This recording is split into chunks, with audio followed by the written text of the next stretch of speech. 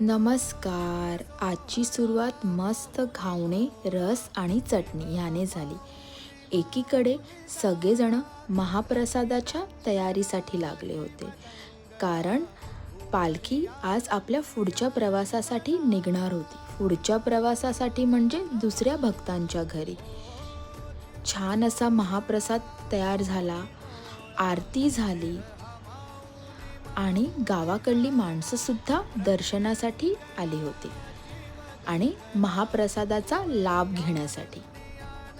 मम्मांनी सुद्धा ओटी वगैरे भरून घेतली आणि आमची पालखी निघाली पुढच्या प्रवासासाठी. तसेच आम्ही सुद्धा मुंबईसाठी निघालो. असे होते हे 2 दिवस, सुंदर आणि छान. Okay, bye.